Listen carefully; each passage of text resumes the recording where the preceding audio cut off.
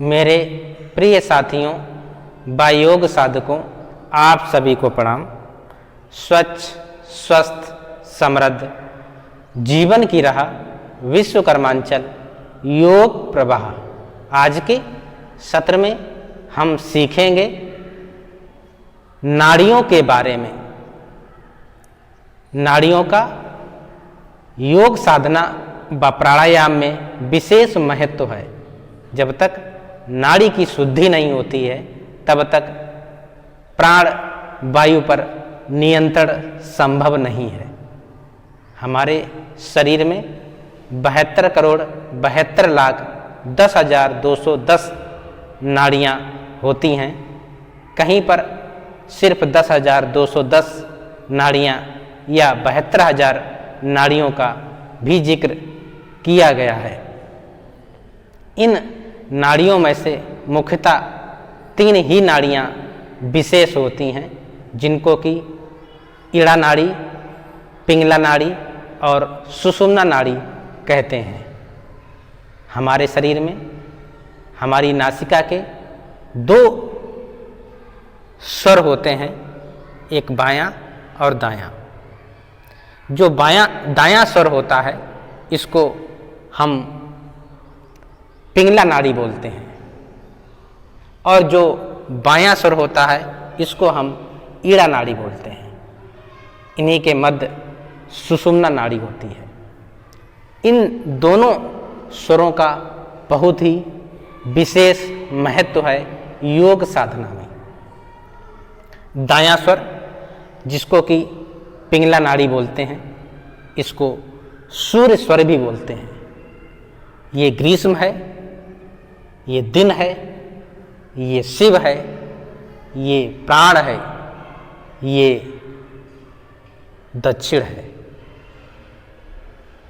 आदि नामों से इसको हम जानते हैं। इसी प्रकार जो हमारा बायां स्वर है इसको ईड़ा नाड़ी बोलते हैं।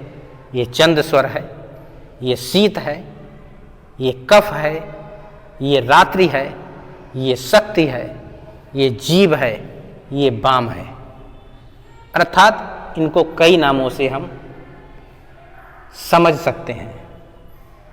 विशेषता बायां स्वर, दायां स्वर, चंद्र स्वर, सूर्य स्वर, ईड़ा, पिंगड़ा आदि नामों से हम योगाभ्यास में इनको जानते हैं। बायां स्वर हमारा चंद्र स्वर शीत ठंडा होता है, दायां स्वर सूर्य स्वर गर्म होता है। ये दोनों नासा छिद्र हमारे एयर कंडीशनर का काम करते हैं। ये स्वतः ही रूप से प्राकृतिक रूप से कार्य करते रहते हैं।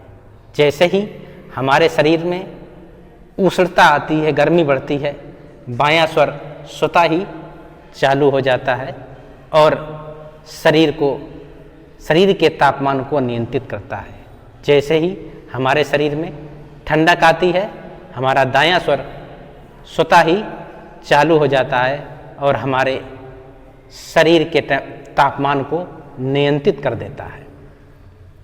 एक तरह से देखा जाए ये दोनों स्वर हमारे शरीर के ताप नियंत्रक हैं।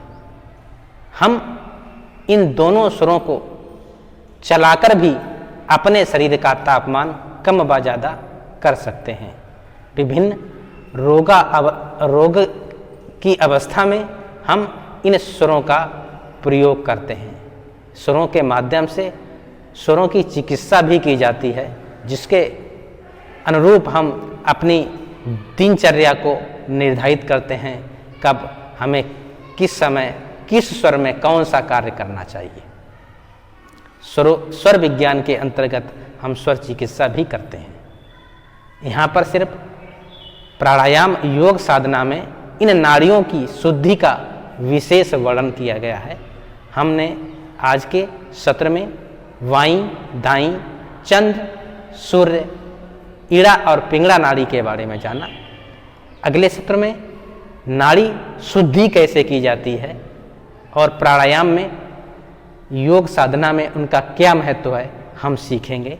तो आइए लाइक, शेयर और करें सब्सक्राइब अपने इस चैनल को साहिब।